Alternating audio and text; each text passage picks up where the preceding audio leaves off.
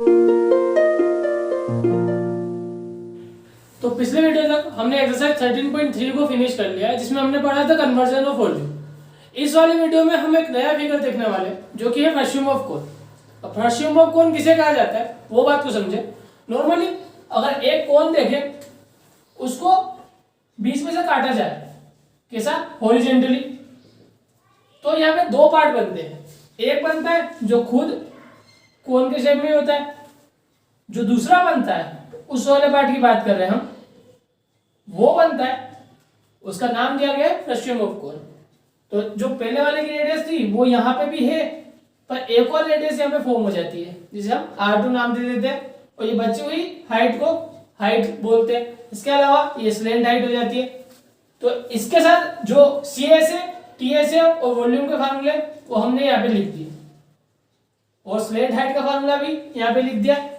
तो इन फॉर्मूला को ध्यान में रखना पड़ेगा। अगर इनका डेरिवेशन देखना है तो कमेंट सेक्शन में बताना, तो इसका डेरिवेशन भी करके बताएंगे, वो जरूरी नहीं है, तो फॉर्मूला याद कर लेना। तो अब इन्हीं फार्मूलों से रिलेटेड कुछ क्वेश्चन आते हैं जो हमारी एक्सरसाइज 13.4 में है। तो स्टार्ट करते हैं सबसे पहले एग्जांपल नंबर 12 से। एग्जांपल नंबर 12 में बोला था radius of the end of the frustum of the cone 45 centimetre high are 28 centimeter and 7 centimeter. Find its volume, curved surface area and total surface area. तो काफी इजी पड़ेगा अगर formula याद हो तो, क्योंकि इसके अंदर कुछ भी खास चीज नहीं निकालना है। हमें H दिया है, R1 दिया है, R2 दिया है, वॉल्यूम निकालना है, आराम से निकल जाएगा। CS और TS में हमें L की जरूरत पड़ेगी, और L के लिए भी फॉर्मूला याद है तो उसका यूज कर लेंगे। सबसे पहले निकाल लेते हैं L। तो L इक्वल टू होता है √H² plus R1 minus R2 का होल स्क्वायर। जो एक दिक्कत आ सकती है या एक चीज में तुम कंफ्यूज हो सकते हो कि R1 और R2 किसको माने, तो कोई भी दिक्कत नहीं है। R1 और R2 तुम किसी को भी ले सकते हो, दोनों में सेम ही आंसर आएगा, क्योंकि यहाँ पे स्क्वायर आ रहा है तो आंसर प्लस का ही आना है। और ऐसी कोई सी भी जगह नहीं है जहाँ पे बिना स्क्वायर के ये माइनस हो रहे होंगे। या अगर फिर भी कंफ्यूजन हो तो R1 को तुम हमेशा बड़ा रखना, तो काम बन जाएगा। तो H² मतलब 45 का square plus R1 28 minus R2 7 का होल स्क्वायर। माइनस में देखें 45 का स्क्वायर 4 5 जा 20 और 25, 28 में 7 माइनस करें तो 21, जिसका स्क्वायर होता है 441। दोनों को प्लस कर लेते तो आंसर हो जाएगा 2 4 6 6। अब इससे स्क्वायर रूट निकालना है, पर ये किसी का स्क्वायर नहीं है शायद तक, पॉइंट में आंसर आएगा जो कि है 149.65 सेंटीमीटर। एप्रोक्स का आंसर है, प्रॉपर आंसर नहीं है। 2500 होता तो ये 50 का हो जाता। अच्छा, मैंने यहाँ पे वापस अंडर रूट लगा दिया, ये इसका स्क्वायर रूट ये है तो अंडर रूट नहीं लगेगा। अब तो केवल फॉर्मूला लगाने। स्टार्ट करें वॉल्यूम से। तो वॉल्यूम का फॉर्मूला है हमारे पास 1/3 पाई H R1 का स्क्वायर प्लस R2 का स्क्वायर प्लस दोनों का मल्टीप्लाई। वैल्यू पुट करें 1/3 पाई की वैल्यू 22/7, H की वैल्यू 45, ब्रैकेट R1 का स्क्वायर मतलब 28 का स्क्वायर प्लस R2 का स्क्वायर 7 का स्क्वायर प्लस दोनों का मल्टीप्लाई 28 × 7। 3 से 45 कट जाएगा, 3 × 3, 3 5 जा 15।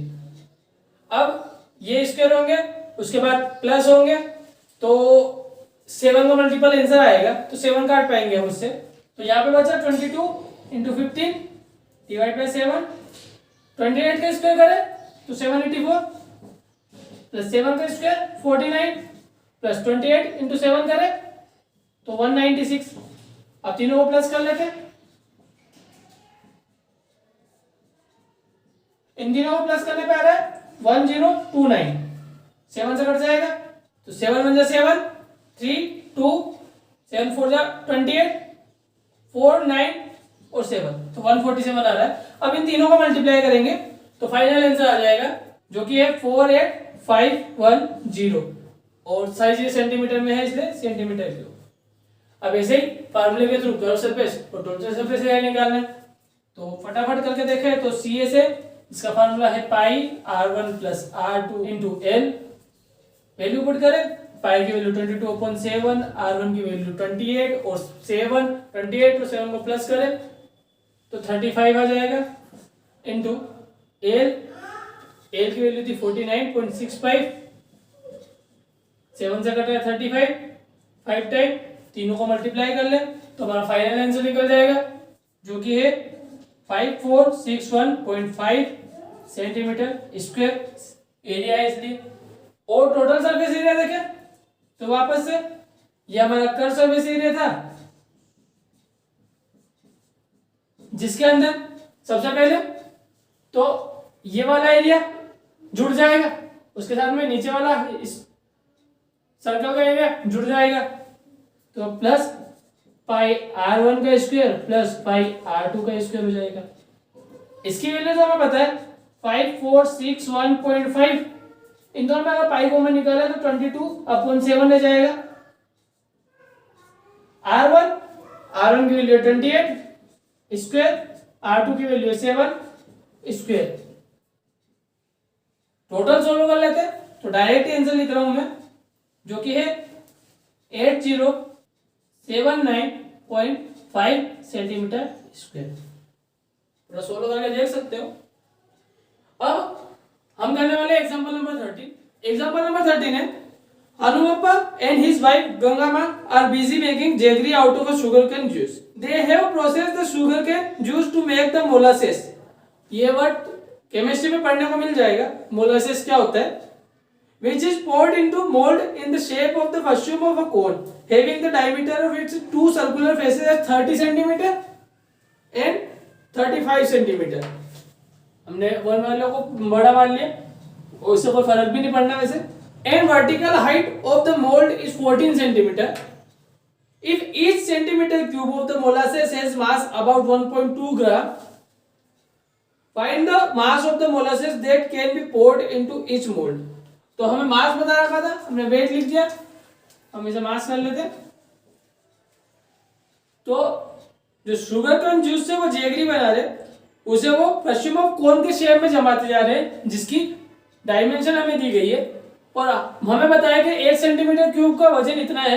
तो पूरा जो मोल्ड बनेगा जो हर बार पश्चिम ऑफ कोन के शेप में रहेगा उसका टोटल वजन कितना होगा। तो सिंपल सा है, इसका वॉल्यूम निकाल लें, वॉल्यूम निकालने के बाद जितना वॉल्यूम आया उसमें 1.2 का मल्टीप्लाई करते तो ग्राम में आंसर आ जाएगा। तो हमें निकालना है टोटल मास जो कि हो जाएगा volume of mould into mass of 1 centimetre cube. अब सेंटीमीटर क्यूब में सही चीजें हैं, बस डायमीटर है, रेडियस की जरूरत पड़ेगी तो रेडियस निकाल लेते। रेडियस हो जाएगी 35/2, इसके अलावा 30/2 जो कि 15 होता है तो डायरेक्ट लिख देते हैं 15 सेंटीमीटर, ये भी सेंटीमीटर है। तो वॉल्यूम ऑफ मोल्ड, तो मोल्ड पश्चिम ऑफ कौन के शेप का है इसका आंसर, इसका फार्मूला लिखे 1/3 पाई एच r1 का स्क्वायर प्लस r2 का स्क्वायर प्लस r1 r2 और ये सेंटीमीटर क्यूब में निकलने वाला है तो मास से मल्टीप्लाई कर दे जो कि है 1.2। अब हो जाएगा ये ग्राम में तो 1/3 पाई की वैल्यू 22/7, एच की वैल्यू 14, r1 35/2 का स्क्वायर प्लस r2 15 का स्क्वायर प्लस 35/2 इंटू 15 इंटू 1.2, 7 से कट जाएगा 14, 2 टाइम्स, 3 से कट जाएगा 1.2, 0.4 टाइम्स।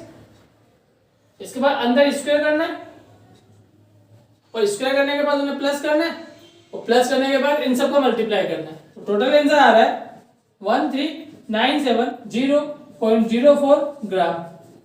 इसे अगर केजी में चेंज करें तो हो जाएगा 1 केजी में 1000 ग्राम होते हैं, इसका आंसर 0.3 डिजिट आगे आ जाएगा, मतलब 13.97004 केजी। राउंड ऑफ करके बोल सकते हैं इसे 14 केजी के लगभग। ये बात नोट कर लेते हैं 14 केजी एप्रोक्स। ओके, अब स्टार्ट करें एक्सरसाइज 13.4 का क्वेश्चन नंबर फर्स्ट में दिया a drinking glass is in the shape of frustum of cone of height 14 centimetre. तो एक ड्रिंकिंग ग्लास के बारे में बता रखा और ड्रिंकिंग ग्लास का शेप देखे हम तो फ्रस्यूम ऑफ कोन का होता है जिसकी हाइट हमें दिए। The diameter of is two circular end are 4 centimeter and 2 centimeter. Find the capacity of glass. तो फ्रस्यूम ऑफ कोन है और कैपेसिटी मतलब वॉल्यूम निकालना है तो काफी सिंपल हो जाएगा। सबसे पहले तो हम रेडियस निकाल लें। R1 हो जाएगी 2 सेंटीमीटर और R2 हो जाएगी 1 centimetre. Volume of frustum of cone हम फार्मूला यूज कर सकते हैं तो हम लिख पाएंगे वॉल्यूम ऑफ ग्लास या capacity of glass equal to 1/3 pi h bracket R1 square plus R2 square plus R1 R2। Value put कर दे 1/3 पाई की वैल्यू यहाँ पे h की वैल्यू 14 इसलिए 22/7 रख लेते हैं इंटू एच है 14। R1 का स्क्वायर मतलब 2 का स्क्वायर होता है 4 प्लस R2 का स्क्वायर मतलब 1 का स्क्वायर होता है 1 प्लस R1 इंटू R2 मतलब 2 इंटू 1 2 7 2 जा 14।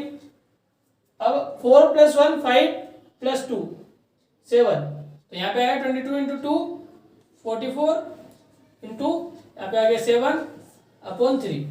इसका मतलब इसको डिवाइड नहीं करते इन्हें प्लस करते फिर 7 से काट लेते तो भी बात देना पड़ती डायरेक्ट आंसर आ जाता। अब केवल इसको मल्टीप्लाई करना है तो इसका आंसर पॉइंट में आ रहा है तो इन दोनों को मल्टीप्लाई करने पे आ रहा है आंसर 308/3 और इसे डिवाइड करने पे आ रहा है 102.6 centimetre cube.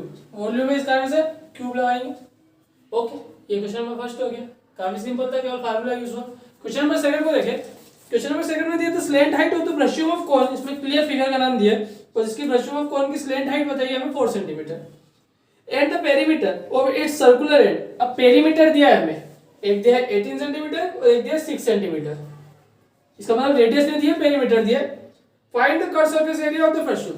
Curve surface area निकालना फार्मूला के हिसाब से R1 और R2 की जरूरत है तो सबसे पहले इसमें से निकाल लेते हैं। पेरीमीटर जो सर्कुलर फॉर्म में होता है ऐसा एक एंड का और दूसरे एंड का दिया है, ये बड़ा वाला है इसका मतलब बड़ा वाला एंड का दिया है ये। और पेरीमीटर का फार्मूला होता है 2 पाई r। इसको R1 लिख लेते हैं, हो जाएगा 18। सोल्व करें तो R1 की वैल्यू हो जाएगी 18/2 पाई। हम पाई की वैल्यू इसलिए नहीं पुट कर रहे क्योंकि दोनों में ही पाई आ जाएगा अपॉन में और मल्टीप्लाई में अगर पाई आएगा तो आपस में कट जाएगा। इस कारण से या 2 से काट दे तो R1 इक्वल टू हो जाएगा 9/पाई।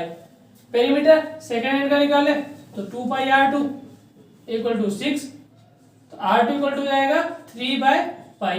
ये 2 से 6 काट दिया 3/पाई बच गया। अब CA से निकालना था तो CA से frustum of cone equal to pi R1 plus R2 multiply L। पाई की वैल्यू, अच्छा पाई को पाई रहने देते, इसी कारण से तो हमने यहाँ पाई वैल्यू नहीं रखी है। R1 की वैल्यू है 9/पाई प्लस R2 की है 3/पाई। L की वैल्यू है 4। यहाँ पे डिनोमिनेटर सेम है इस कारण से इसे सिंगल लिख सकते हैं और 9 + 3 हो जाएगा 12 इंटू 4। पाई से पाई डिवाइड हो जाएगा 12 इंटू 4 हो जाएगा 48 सेंटीमीटर और ये CA से इस कारण से स्क्वायर। तो ये CA से हो जाएगा गिवन फ्रस्यूम ऑफ कोन का। अब करते हैं क्वेश्चन नंबर 3 को। क्वेश्चन नंबर 3 है a fez the cap used by the Turk. एक जो टर्किश होते हैं जो वो टोपी यूज करते हैं उसका नाम दिया है। इस shape like the frustum of cone, वो फिगर भी दिया है यहाँ पे। If the radius on the open side is 10 centimetre. टोपी है तो एक साइड ओपन होगी और एक साइड ऊपर की साइड में क्लोज होगी। तो जो ओपन साइड है उसकी रेडियस है 10 centimetre. Radius at the upper base is 4 centimeter and the slant height is 15 centimetre. Find the area of material used for making it. तो हमें यह बताना है कि उस टोपी को बनाने के लिए जो भी मटेरियल यूज हुआ है उसका एरिया कितना होगा। अब टोपी बनाई गई है इसका मतलब जो ओपन एंड है वो तो उसके अंदर होगा ही नहीं। तो अगर हम टोटल सरफेस एरिया निकाले तो ऊपर नीचे और CA से ये तीनों निकल जाएगा ना। हमको ये वाला ही नहीं चाहिए, जो नीचे वाली रेडियस वाला है वो नहीं चाहिए। तो सिंपल सा है, टोटल सरफेस एरिया के फार्मूले में हम जो नीचे का एरिया है उसको लिखो ही मत। इसका मतलब नीचे का एरिया की रेडियस कौन सी हो जाएगी, जो बड़ी रेडियस है R1। तो इसमें हम R1 वाली कंडीशन लिखेंगे ही नहीं तो इसका एरिया आएगा ही नहीं, पाई R स्क्वायर ये वाला। तो